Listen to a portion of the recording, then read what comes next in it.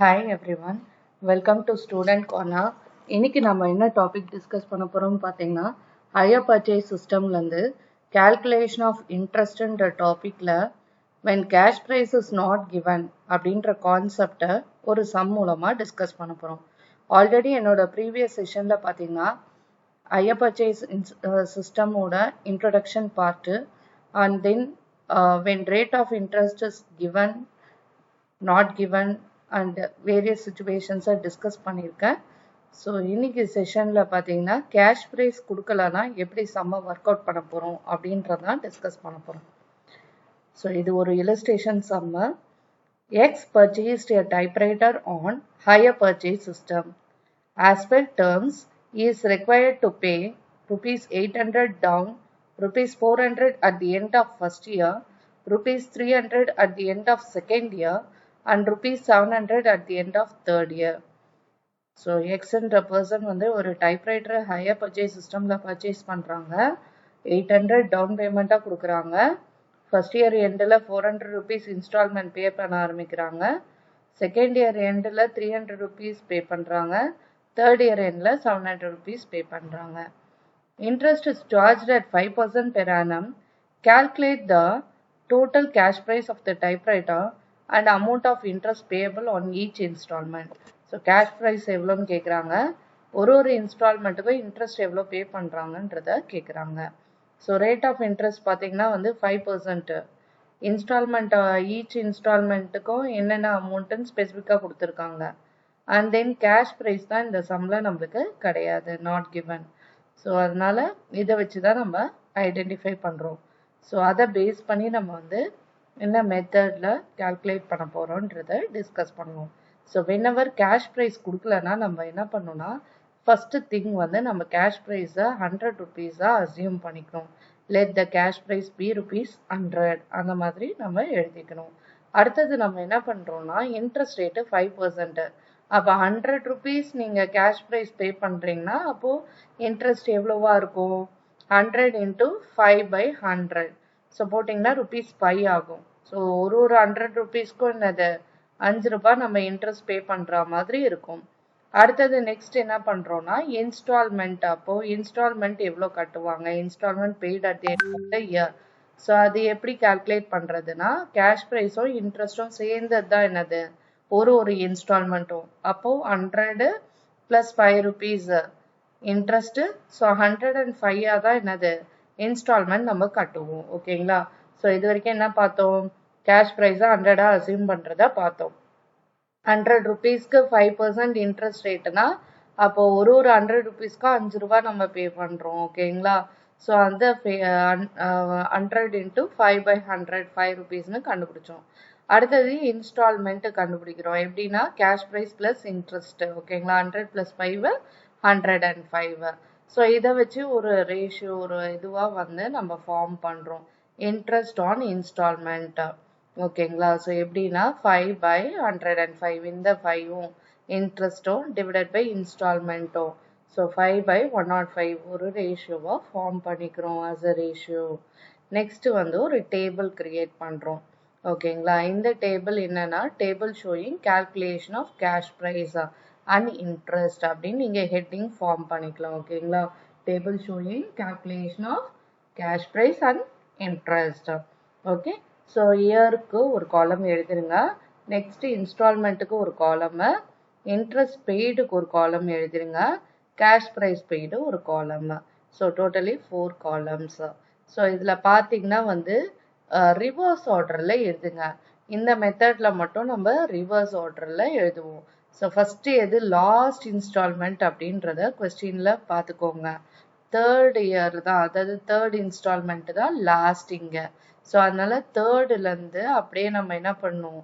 3, 2, 1 தென் down பேமெண்ட்டும் மறக்காமல் include பண்ணுங்கள். ஓகேங்களா? So third year, second year, first year, down payment. இதே நம்மளுக்கு 4 இன்ஸ்டால்மெண்ட்ஸ் இருந்ததுன்னா fourth year, third year, second year, first year, அப்புறம் டவுன் பேமெண்ட்டுன்னு எழுதுவீங்க. ஓகேங்களா? ஸோ நெக்ஸ்ட் வந்து இன்ஸ்டால்மெண்ட் எழுதுகிறோம். இன்ஸ்டால்மெண்ட் அமௌண்ட் நம்மளுக்கு கொஸ்டின்லேயே இருக்காது, எதுவும் நம்ம கால்குலேட் பண்ண போகிறதில்ல. ரிவர்ஸ் ஆர்டரில் மட்டும் பார்த்துக்கோங்க. தேர்ட் இயர்க்கு என்னது 700, ஸோ அந்த 700 தான் இங்கே ஸ்பெசிஃபை பண்ணியிருக்காங்க. அடுத்தது செகண்ட் இயருக்கு எவ்வளோ அமௌண்ட்டு 300. ஸோ 300ன்றத செகண்ட் இயருக்கு நேராக நம்ம வந்து இங்கே மென்ஷன் பண்ணிடணும். அடுத்தது நெக்ஸ்ட் ஃபர்ஸ்ட் இயருக்கு என்னன்னு பார்க்கணும் 400.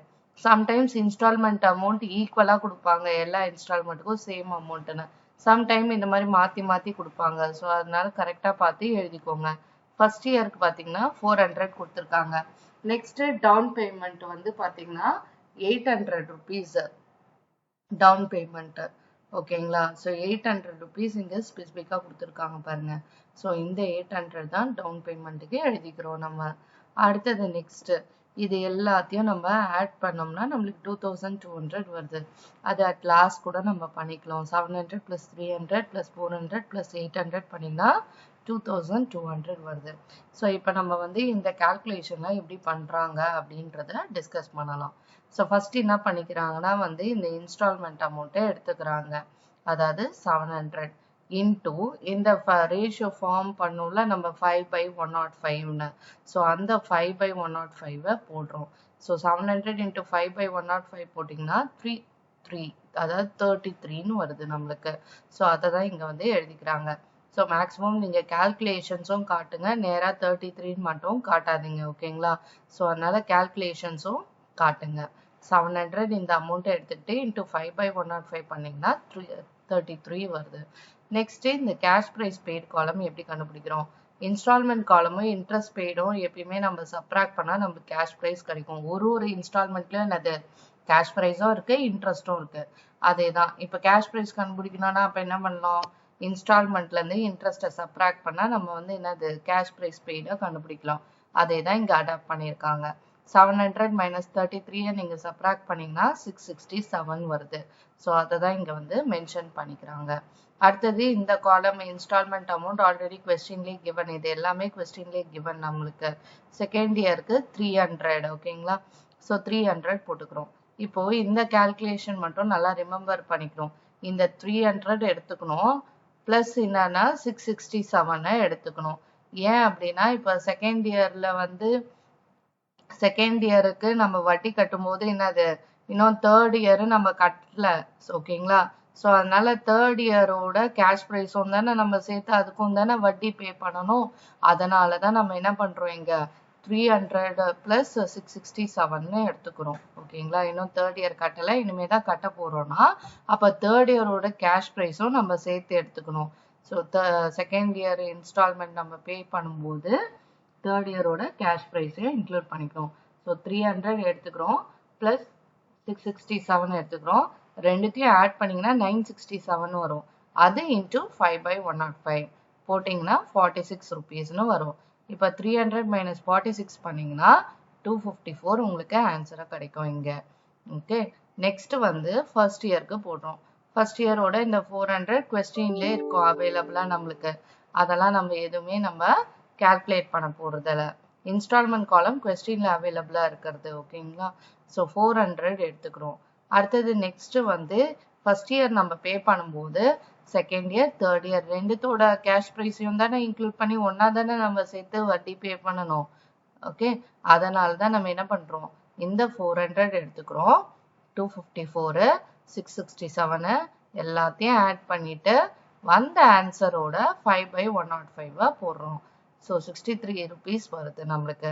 அடுத்தது 400ஓட 63 நீங்கள் சப்ராக்ட் பண்ணும்போது 337 நம்மளுக்கு ஆன்சராக இங்கே கிடைக்கிது. ஓகே, ஸோ ஒரு இன்ஸ்டால்மெண்ட்டுக்கும் ஃபர்ஸ்ட் இன்ஸ்டால்மெண்ட்டுக்கு மட்டும்தான் இந்த 700 எடுத்துக்கிறோம். செகண்ட் இன்ஸ்டால்மெண்ட்லேருந்து நீங்கள் ஆரம்பிக்கும் போது செகண்ட் இயர்லேருந்து 300 ப்ளஸ் அதுக்கு முந்தின கேஷ் ப்ரைஸ் பெய்டு எவ்வளோன்னு பார்த்து அதையும் சேர்த்து ஆட் பண்ணிக்கணும். அதே மாதிரி ஃபர்ஸ்ட் இயருக்கு எழுதும் போது அதோட இன்ஸ்டால்மெண்ட் ப்ளஸ் அதுக்கு முந்தின 2 வருஷம் இருந்ததுன்னா அந்த 2 வருஷத்தோட கேஷ் ப்ரைஸும் சேர்த்து இன்க்ளூட் பண்ணிக்கணும். இதே மாதிரி தான் இந்த சம்மை ஒர்க் அவுட் பண்ணும். ஆட் பண்ணிட்டு அதுக்கப்புறம் 5/105 போடணும். ஓகேங்களா? இதே நம்மளுக்கு யூஸ்வலாக 4% இல்லை 6% இன்ட்ரெஸ்ட் அப்படின்னு வந்துன்னா 6/106 4/104 அந்த மாதிரி நம்ம ரேஷியோ ஃபார்ம் பண்ணுற மாதிரி இருக்கும். ஓகே, நெக்ஸ்ட் வந்து டவுன் பேமெண்ட் எழுதுறோம். டவுன் பேமெண்ட் கொஸ்டின்ல இருக்கு 800ன்னு. அதுக்கு எப்பயுமே இன்ட்ரெஸ்ட் கிடையாது நம்மளுக்கு இன்ட்ரெஸ்ட். ஸோ இந்த 800 அப்படியே கேஷ் ப்ரைஸ் பெய்டில் எழுதுறோம். 800 minus 0 என்னது மறுபடியும் 800 தான். ஓகே, நெக்ஸ்ட் வந்து என்ன பண்றோம்னா இந்த இன்ட்ரெஸ்ட் பெய்டு எல்லாத்தையும் ஆட் பண்றோம். 33 plus 46 plus 63. ஸோ அதுதான் என்னது 142. கேஷ் ப்ரைஸ் இது எல்லாத்தையும் ஆட் பண்றோம். That is 667 plus 254 plus 337 plus 800. So அதான் என்னது 2058. நம்மள கொஸ்டின்ல கேட்டது என்ன பார்த்தீங்கன்னா interest for each year கேட்டாங்க. therefore interest for each year first year இவ்வளோ, second year இவ்வளோ, third year இவ்வளோன்றதை எழுதுறோம். and then total cash price நம்மளுக்கு எவ்வளோ வந்தது at the end 2058. ஸோ இந்த அமௌண்ட்டை தனியாக எழுதி காமிக்கிறோம். ஓகே, இந்த சம் மூலமா நம்ம என்ன தெரிஞ்சுக்கிறோம் அப்படின்னு பார்த்தீங்கன்னா கேஷ் ப்ரைஸ் ஒரு சம்ல கொடுக்கலன்னா அந்த கேஷ் ப்ரைஸை எப்படி 100 rupees நம்ம வந்து அசியூம் பண்ணிக்கிட்டு and then எப்படி ஒரு ரேஷியோ வந்து ஃபார்ம் பண்ணி லைக் 5/105, 6/106 அந்த மாதிரி என்ன பர்சன்டேஜ் கொடுக்குறாங்களோ அந்த ரேஷியோவை ஃபார்ம் பண்ணிக்கிட்டு கேஷ் ப்ரைஸ் கண்டுபிடிக்கிறதுக்காக நம்ம என்ன பண்றோம் ரிவர்ஸ் ஆர்டர்ல இந்த மாதிரி எழுதுறோம். எழுதிட்டு டேபிள் ஃபார்ம் பண்ணி கால்குலேஷன்ஸை இந்த மாதிரி நீங்க போடணும்.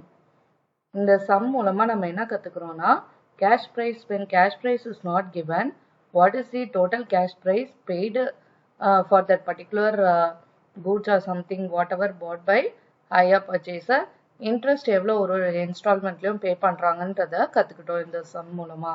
Thanks for watching this video.